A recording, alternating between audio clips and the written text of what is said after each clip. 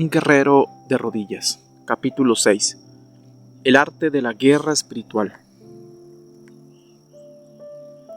Cuando eres testigo de la habilidad de los luchadores de élite, parece como si estuvieras viendo una actuación bien coreografiada. Han pasado incontables horas practicando ejercicios específicos para convertirse en expertos en el uso de técnicas de lucha específicas.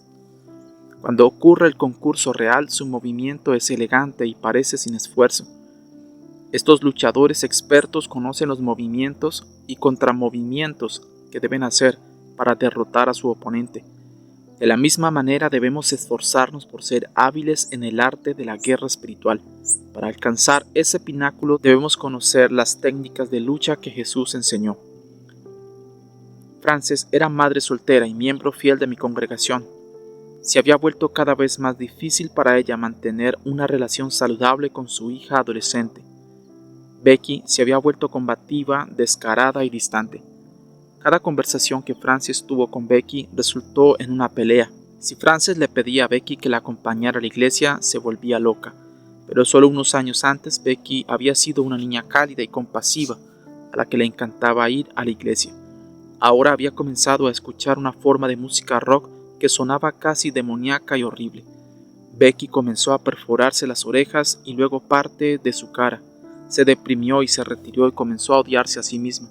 Su madre informó: perdí todo acceso a ella, incluso después de graduarse de la escuela secundaria y obtener una beca académica para la universidad. Becky todavía se odiaba a sí misma y permanecía en una profunda depresión. Esta tristeza oscura incluso afectó su ciclo menstrual. De hecho, se había detenido por completo. Sus labios incluso cambiaron de color. Su médico de familia no pudo detectar lo que estaba mal incluso después de que se realizaron varios análisis de sangre. Finalmente Frances se puso furiosa por lo que Satanás estaba haciendo. Estaba tratando de matar a su hija, tratando de quitarle su relación y tratando de robar el futuro de Becky. Frances le dijo a Becky: tú y yo debemos estar de acuerdo en oración para que Dios haga un milagro para ti. Para sorpresa de Frances, Becky se unió a ella.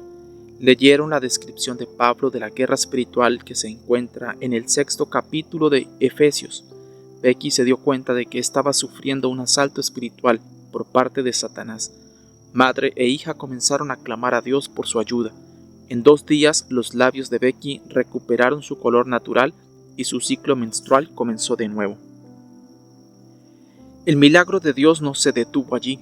Desde que Becky se dio cuenta de que Dios se preocupaba por ella, dijo que sí a la invitación de su madre para asistir a Prayer Fest, una reunión anual que nuestra iglesia organiza y que implica dedicar un día entero a invocar a Dios en oración.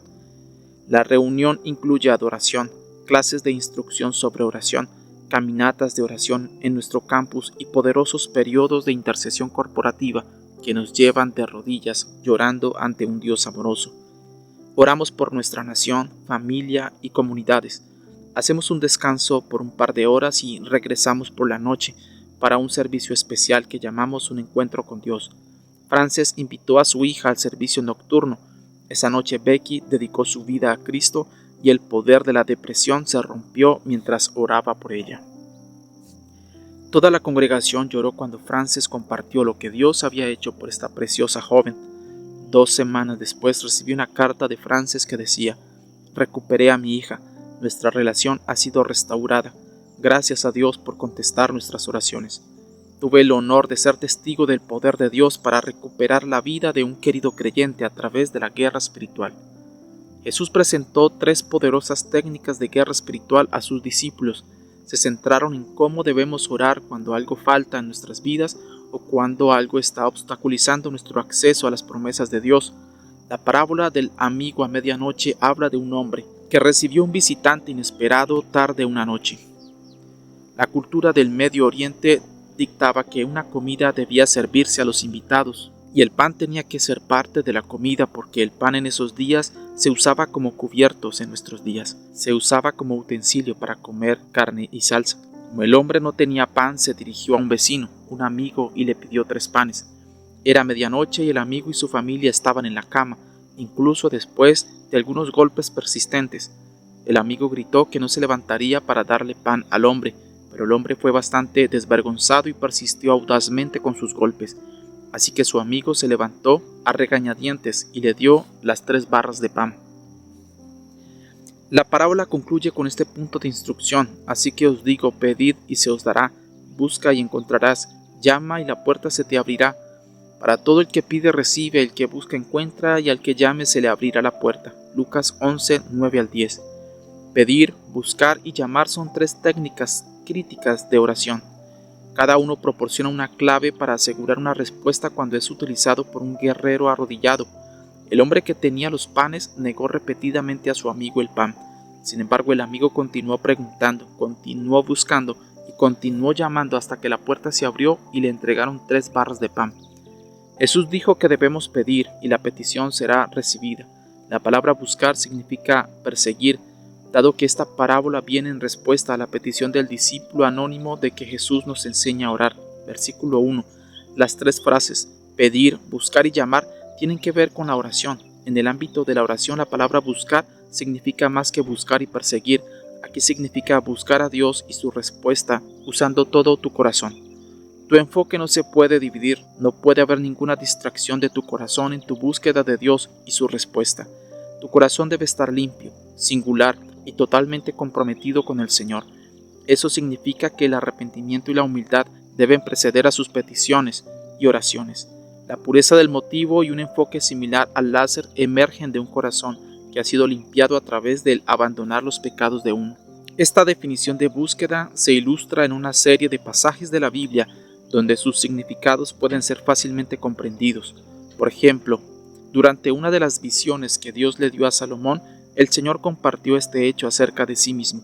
Si mi pueblo, que es llamado por mi nombre, se humilla y ora, y busca mi rostro y se aparta de sus malos caminos, entonces escucharé del cielo y perdonaré sus pecados y sanaré su tierra.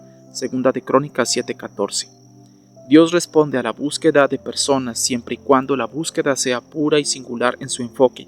El verdadero método de buscar al Señor requiere humildad, arrepentimiento y abandonar los pecados. Cuando estos elementos se incluyen para acercarse a Dios, Jesús promete que el que busca lo encontrará. Pedir, buscar y llamar son 3 técnicas críticas de oración.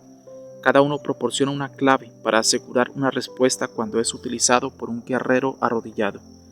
El enfoque de la oración en la búsqueda del Señor también se hizo evidente cuando Jeremías profetizó el deseo de Dios a los exiliados de Israel cuando dijo: «Entonces me invocarás y vendrás a orarme y te escucharé. Me buscarás y me encontrarás cuando me busques con todo tu corazón». Jeremías 29, 12 al 13. Más específicamente, esta profecía informó a los israelitas cómo buscar a Dios a través de la oración.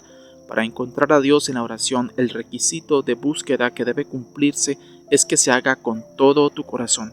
La importancia de la palabra buscar es reforzada por Salomón y Jeremías, en que buscar es buscar a Dios y su respuesta con todo tu corazón. Esta es la segunda de las 3 técnicas de guerra espiritual que debemos dominar.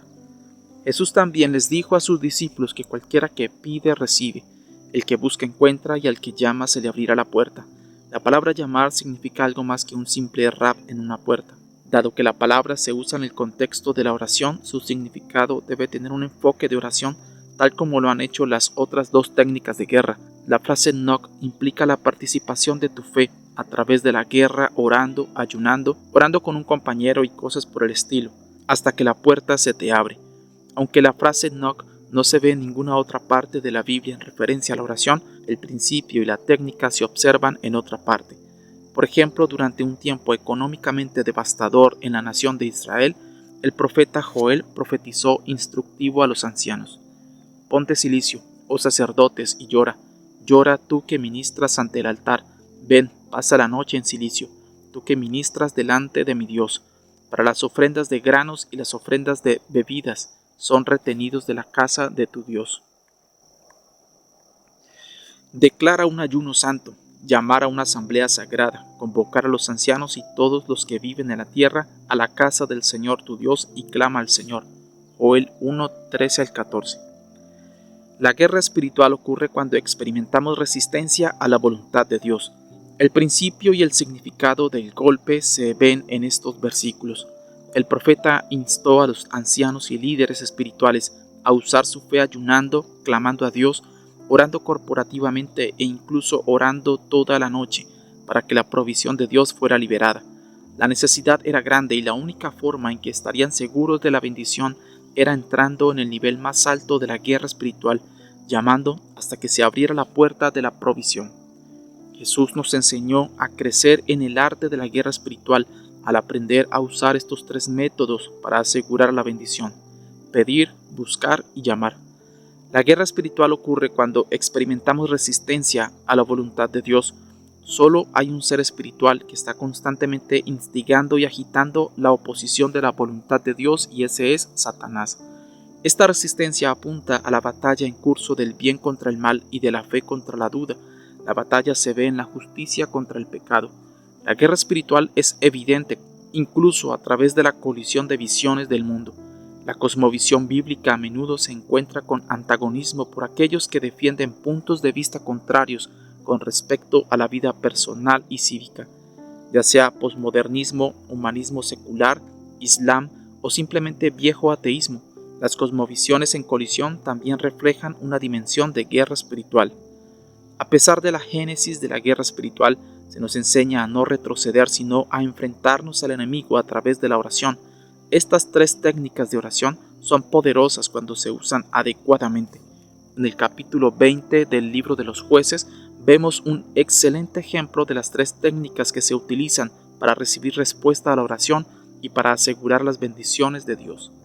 La guerra espiritual requiere una acción espiritual y natural. Pide y recibirás. Esta historia se desarrolla durante el periodo en la historia de Israel cuando no había un rey para gobernar la nación. Periódicamente Dios usó jueces para dirigir a la nación por un periodo de tiempo no especificado. Jueces como Samuel, Gedeón, Sansón y Débora dirigió a la nación en diferentes momentos. Durante una fase en la que no había juez, un levita se llevaba a su esposa a casa después de visitar a sus padres en otra parte del país. El viaje fue largo, por lo que se detuvieron a pasar la noche en Gabaa, una ciudad perteneciente a la tribu de Benjamín. Varios hombres malvados violaron a la esposa del levita toda la noche hasta que ella murió. El levita estaba tan horrorizado por este crimen atroz cometido por los benjamitas, hombres de la santa nación de Israel, que cortó su cuerpo en 12 pedazos. Envió una pieza a cada una de las 12 tribus para que se imparta justicia en respuesta al brutal asesinato de su esposa, según Jueces capítulo 20, versículo 4 al 7. Para él, la victimización de su esposa fue una tragedia nacional que expuso el estado pecaminoso del pueblo santo de Dios.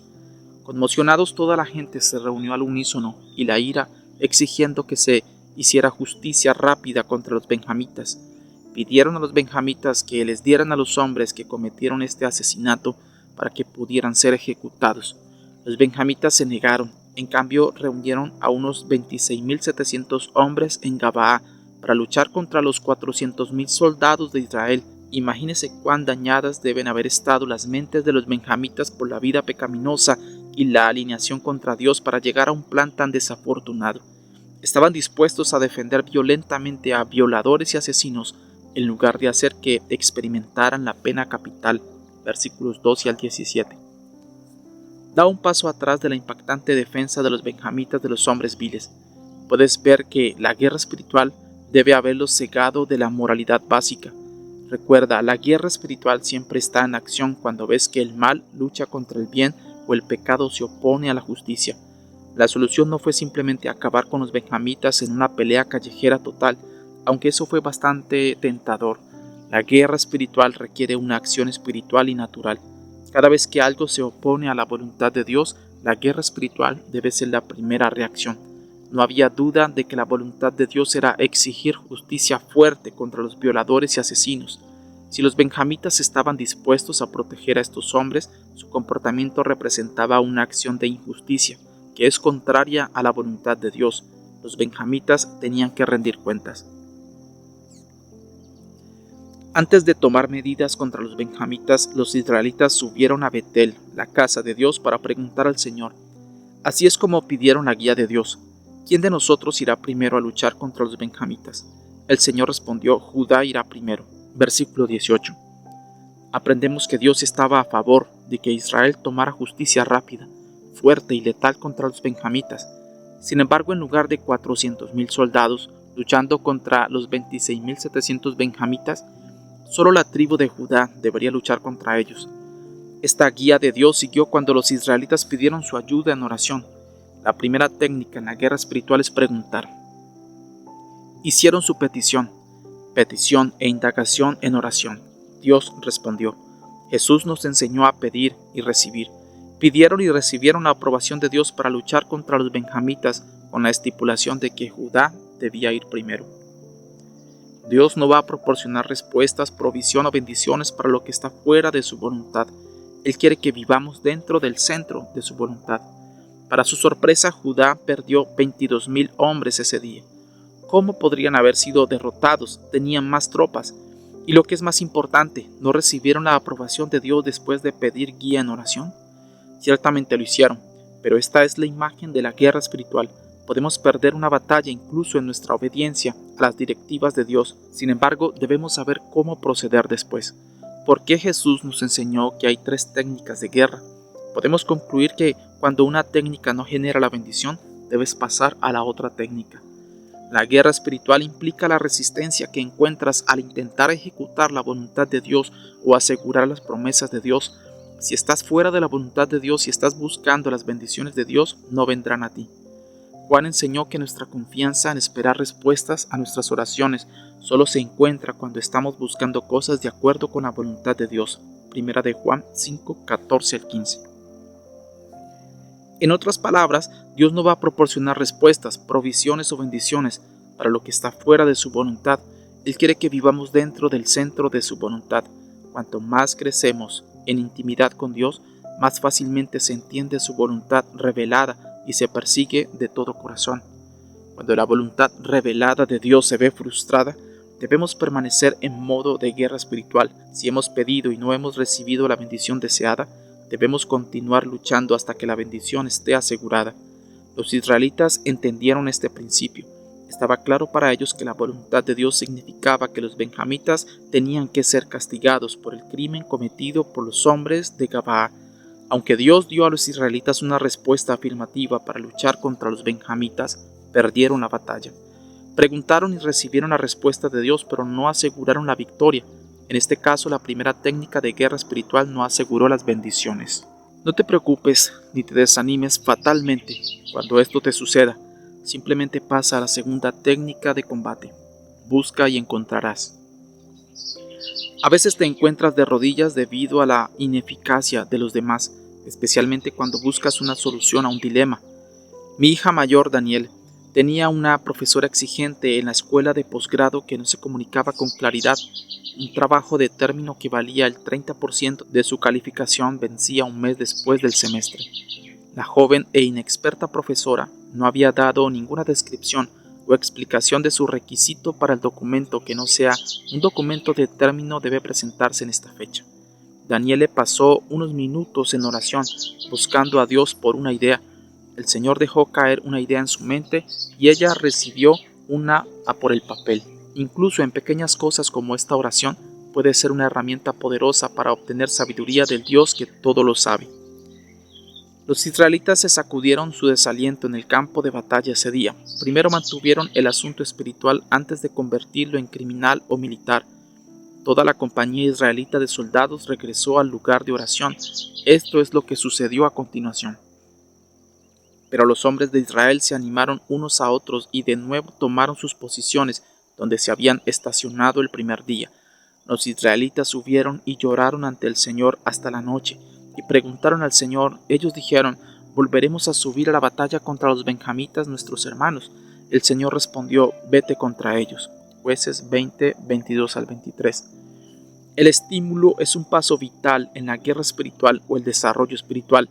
Hay veces que tienes que animarte en Dios. Esto es sumamente importante, dado el valor que aporta el estímulo.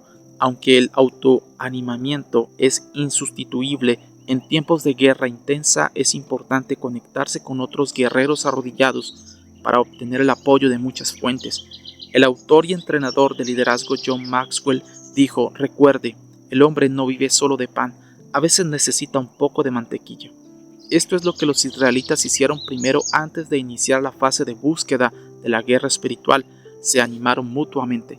El filósofo estadounidense George Matthew Adams dijo: hay puntos altos en todas nuestras vidas y la mayoría de ellos se han presentado a través del aliento de otra persona. No me importa cuán grande, cuán famoso o exitoso pueda ser un hombre o una mujer, cada uno tiene hambre de aplausos. La fase de búsqueda hizo que los israelitas regresaran al lugar de oración.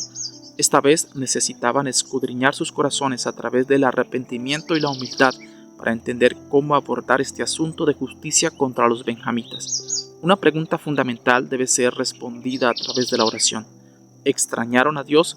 Durante la fase de pregunta, ¿realmente escucharon de Dios para luchar contra los benjamitas? Esta pregunta fundamental tenía que ser respondida antes de que pudieran avanzar en otro ataque. En el quid de la cuestión estaba su relación con Dios. Es de conocimiento común que el pecado nos impide obtener las bendiciones de Dios. Para quitar ese asunto de la mesa, los israelitas lloraron ante el Señor hasta la noche. Recuerde, la palabra buscar abarca el arrepentimiento y la humildad como precursores de hacer peticiones en oración a Dios. No dejes que el orgullo se ponga en el camino de tu búsqueda de Dios. Los israelitas lloraron delante del Señor. Esta acción es común al arrepentimiento, el reconocimiento y el abandonar los pecados. La gente quería la mente y la voluntad de Dios en este asunto. No podían darse el lujo de que nada obstaculizara su búsqueda de Dios. La altivez o el pecado no interferirían con su búsqueda espiritual con respecto a la voluntad de Dios. Para el pueblo hebreo, llorar significa lamentarse, hacer lamentación, llorar con lágrimas. Mientras que las lágrimas se asocian con los ojos, el llanto se asocia con la voz. Lloraron en voz alta ante el Señor.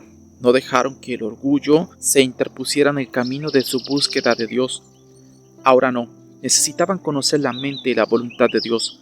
La resistencia que encontraron con la pérdida de 22,000 hombres mostró que se enfrentaban a las fuerzas espirituales de la oscuridad y no solo a los hábiles combatientes benjamitas. Para romper esta barrera oscura y encontrar la voluntad y las bendiciones de Dios, tuvieron que aumentar su armamento espiritual al modo de buscar a Dios. Después de la autoinspección, el arrepentimiento y la humildad ante el Señor, Dios habló una vez más. Estaba claro, como la primera vez: levántese contra los benjamitas. Esta vez los benjamitas cortaron a 18,000 israelitas, Jueces 20 al 25. ¿Puedes creerlo? ¿Cómo podrían haber perdido de nuevo? Es importante que nos centremos en el tema principal cada vez que nos involucremos en la guerra espiritual. El tema principal es la voluntad de Dios. Dios afirmó claramente el hecho de que los benjamitas tenían que ser castigados por su crimen contra la esposa del levita. La violación y el asesinato no pueden quedar impunes. El hecho de que los benjamitas albergaran criminales sugiere que sus mentes, corazones y cosmovisión eran totalmente opuestos a la del reino de Dios. Esta oposición es una prueba positiva de que se ha cometido más que un delito. La guerra espiritual también estaba trabajando en esta situación, cegando las mentes de los benjamitas a la claridad moral. El triple principio que Jesús enseñó fue que debemos pedir, buscar y llamar. La fase final de los golpes contenía la respuesta al dilema de los israelitas. Llama y se abrirá la puerta. Nuestra iglesia planeó un viaje de misiones médicas a Guatemala por más de un año. Nuestra esperanza era llevar a unos 50 médicos para brindar tratamiento a los desatendidos en una de las comunidades más pobres del país. Pudimos trabajar con algunos hospitales y compañías farmacéuticas en nuestra región para asegurar medicamentos y equipos médicos gratuitos. Enviamos todo a Guatemala en un enorme contenedor de carga. Los suministros llegaron a salvo y el equipo estaba programado para volar desde Nueva Jersey en un par de semanas. La victoria debe ser asegurada en el armario de oración antes de que se experimente en el campo de batalla. Días antes de que comenzaran los trabajos, nos enteramos de que los funcionarios de aduanas guatemaltecos no iban a liberar nuestro contenedor médico. Intentamos ayudarlos a comprender la necesidad de las mercancías que contenía el contenedor y el corto plazo de nuestro viaje. No se movían. No teníamos otro recurso que volvernos a Dios. Nuestro equipo en Nueva Jersey clamó a Dios por una conexión divina. Después de una hora más o menos, uno de los miembros del equipo recordó haber reunido a un empresario guatemalteco hace un tiempo. Vivía en Guatemala, pero visitaba los Estados Unidos por negocios al menos una vez al mes. Nos pusimos en contacto con él y él simpatizaba con nuestra situación. Señaló: aunque no soy cristiano, ustedes están haciendo cosas muy buenas para mi país. Conozco a la esposa de uno de los altos funcionarios del gobierno y ella es cristiana como ustedes. La llamaré. El domingo por la noche, el día antes de que comenzara nuestro trabajo, se hizo el llamado a la aduana. Baste decir que en el momento en que el funcionario de aduana se bajó del teléfono, nuestro contenedor fue liberado. La oración funciona. Es posible que no sepa qué hacer ante una circunstancia difícil. Puede que ni siquiera sepas con quién hablar, pero Dios es capaz de hacer cosas asombrosas cuando le traes estos temas en oración. Él conoce a todos, en todas partes, y no tiene problemas para hacer la introducción para ti. Si no hubiéramos llamado en oración, unas 1,800 personas no habrían tenido sus necesidades médicas atendidas durante el viaje de 10 días. Lloramos en respuesta a la pérdida y el luto. Los israelitas lamentaron su alineación espiritual de Dios. Los israelitas nuevamente se animaron a sí mismos en la búsqueda de la justicia y la voluntad de Dios. Una vez más mantuvieron el asunto espiritual primero antes de convertirlo en criminal o militar. Esto es lo que hicieron.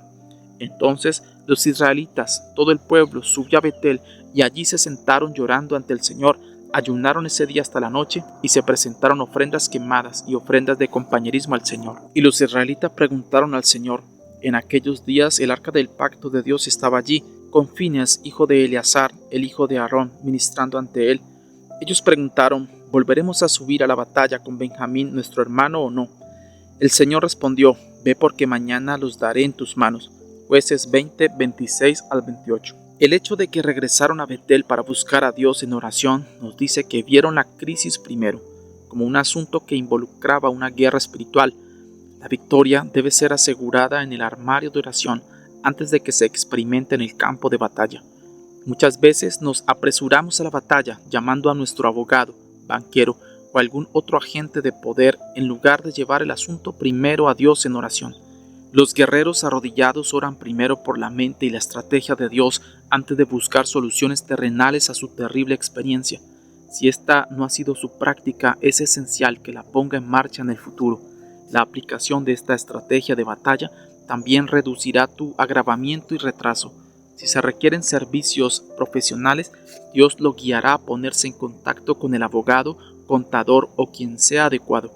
La clave es entender que primero debes llevar el asunto al Señor en oración. El principio de llamar incluye la forma más elevada de oración intensa. Los israelitas se sentaron llorando, ayunaron desde la mañana hasta la noche y luego presentaron ofrendas quemadas de compañerismo al Señor. Cada acción representaba la minuciosidad que emprendieron al buscar en sus corazones cualquier pecado u obstáculo espiritual que fuera decisivo para obtener las bendiciones de Dios. Cada acción reflejaba fe y tenacidad en su búsqueda del corazón de Dios. Lloramos en respuesta a la pérdida y el luto. Los israelitas lamentaron su alineación espiritual de Dios y la de su hermano Benjamín. El hecho de que un levita, un gobernante religioso, pudiera hacer que su esposa fuera violada y asesinada tan brutalmente por sus propios compatriotas era inconcebible. El crimen representaba más que los corazones malvados de los hombres de Gabaá, también representaba la apostasía de la nación. Vivían separados de las leyes de Dios, aquellas codificadas por Moisés para guiar a la nación en el camino de la integridad moral.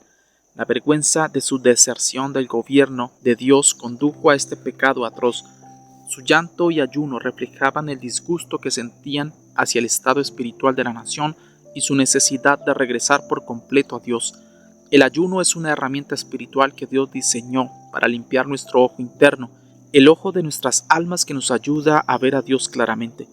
Pablo fue a un ayuno de 3 días inmediatamente después de que su visión de Cristo lo cegó en el camino de Damasco. Hechos 9:9. Su decisión de suspender, comer y beber durante 3 días tenía la intención de encarrilarlo a él y a su visión del mundo. Había vivido toda su vida bajo el conjunto equivocado de reglas e ideología, así que ayunó por la pureza de Dios. El ayuno tenía la intención de purificar su discernimiento, perspectiva espiritual y ayudarlo a escuchar con precisión de Dios. Funcionó. Dios escuchó sus oraciones y lo sanó de la ceguera. Más importante aún, Dios enderezó su cosmovisión y teología. Jesús era ahora el Señor de su vida. Del mismo modo, estos israelitas necesitaban estar completamente alineados con el punto de vista de Dios en la forma en que veían a los benjamitas y la vida en general. Escudriñaron sus corazones mientras ayunaron. Cualquier cosa que surgiera en contra de la justicia y la santidad se arrepintieron de ello. Incluso ofrecieron sacrificios quemados y ofrendas de compañerismo, simbolizando su sumisión a Dios y su alabanza a Él. Aprendemos que llamar exige una intensa búsqueda del corazón para asegurar que nuestro pecado y ceguera espiritual sean eliminados para que la voluntad de Dios no se vea obstaculizada de ninguna manera. Esta introspección no puede ser mecánica, debe ser sincera y contrita. Un corazón lleno de pecado crea obstáculos a la provisión de Dios. Un corazón limpio es un camino suave hacia las bendiciones de Dios. El ayuno es una herramienta espiritual que Dios diseñó para limpiar nuestro ojo interno, el ojo de nuestras almas que nos ayuda a ver a Dios claramente. A menos que estés desesperado por recuperar tu vida, todas las facetas de ella no sucederá. María y Georgios habían emigrado de Grecia hacía unos 20 años. Se enamoraron en casa y tuvieron una boda civil en Atenas. Unos 24 años y 3 hijos más tarde, su matrimonio estaba en las rocas por varias razones. Ambos habían tenido amoríos y Georgios había engendrado un hijo amoroso. Habían acudido a 3 o 4 consejeros cristianos en vano. Su matrimonio se dirigía a la corte de divorcio. Comenzaron a asistir a una de nuestras plantas de la iglesia y programaron una sesión de asesoramiento con este pastor como un último esfuerzo. Se amaban profundamente a pesar de todos los problemas en su relación. El pastor tiene una pasión por ayudar a las parejas con problemas a obtener una perspectiva completa de sus vidas juntas. Sabiamente completó un genograma con ellos. Este instrumento le permite proporcionar respuestas a preguntas sobre las elecciones morales, los patrones de pecado y los resultados de sus antepasados. María y Georgios se sorprendieron al descubrir cuántos miembros de la familia habían cometido aventuras, engendrado hijos fuera del matrimonio, se habían convertido en víctimas de violencia doméstica y habían sufrido abuso de alcohol. Estos fueron también sus pecados. El patrón fue notable. Reconocieron que habían caído presa de los mismos pecados de sus antepasados. De hecho, pronto descubrieron que su hija mayor estaba teniendo una aventura con un hombre casado. Las noticias reforzaron aún más cómo un patrón de pecado ahora estaba echando raíces en sus hijos. El pastor Fred armó una estrategia de oración y ayuno para ellos. En pocos meses su matrimonio comenzó a sanar, la confianza comenzó a recuperarse, su hija rompió la relación con el hombre. De hecho, la estrategia de oración se convirtió en un encuentro con la verdad, despertando a la familia a la realidad de su situación para que cada miembro pudiera abrazar el cambio. Para celebrar su nueva oportunidad de vida y la recuperación de su familia, María y Georgios renovaron sus votos matrimoniales con una gran celebración. Luego se tomaron una maravillosa luna de miel, lo que no habían hecho cuando se casaron por primera vez. Cuando nos desesperamos porque nuestras vidas sean restauradas, la oración y el ayuno se convierten en herramientas invaluables. Hay muchos tipos de ayunos. Pablo usó un ayuno absoluto que generalmente no dura más de 3 días e implica la abstinencia total de agua, jugo o comida. Los israelitas, por otro lado, usaron un ayuno parcial. Optaron por no comer desde la mañana hasta la noche. Si estudias la palabra ayuno en cada lugar que se encuentra en la Biblia, encontrarás una gran cantidad de orientación práctica sobre qué ayuno elegir en función de tu meta deseada. Más importante que el tipo de ayuno que elijas es la calidad del ayuno que realices. Al ayunar, asegúrese de identificar la meta deseada y de usar sus comidas regulares como momentos de oración. Sus tiempos de oración serán claramente alimentados, ya que su hambre de comida es reemplazada por un hambre de Dios. Jesús prometió que cuando llamemos, la puerta se abrirá. Esta promesa resultó precisa con los israelitas ese día, después de que llamaron usando su fe, llorando introspectivamente, practicando el arrepentimiento y la ofrenda de sacrificios a Dios, oraron: ¿volveremos a subir a la batalla con Benjamín, nuestro hermano, o no? En ese momento sus corazones eran tan flexibles que todo lo que querían hacer era agradar a Dios, incluso si dijera: dejen en paz a los violadores y asesinos de Gabaa. Los líderes se habrían ido a casa en paz, sabiendo que obedecían a Dios. Cuando llegas a la técnica de golpear, tu corazón debe ser tan flexible en las manos de Dios que no tienes absolutamente nada que probar. Ganar para ti ahora significa agradar a Dios. Si ese no es el caso, tendrás que volver al principio y volver a aprender las técnicas de guerra, de pedir, buscar y llamar para lograr este nivel de paz con el Señor. Afortunadamente en este asunto, Dios quería justicia contra los benjamitas. Ganar la batalla espiritual significaba castigar a los hombres de Gabaa y a los de la tribu de Benjamín que se atrevieron a albergar y defender a estos asesinos. Después de que los israelitas llamaron, el Señor les abrió la puerta. Las palabras exactas eran: ve, porque mañana las daré en tus manos. Jueces 20:28. La victoria era segura. Al día siguiente los israelitas derribaron a 25.100 benjamitas. Se hacía justicia. Las batallas espirituales y naturales se ganaron con éxito. El nombre del Señor fue reivindicado. El levita recibió justicia por su esposa asesinada y la nación regresó a Dios restaurando su brújula moral.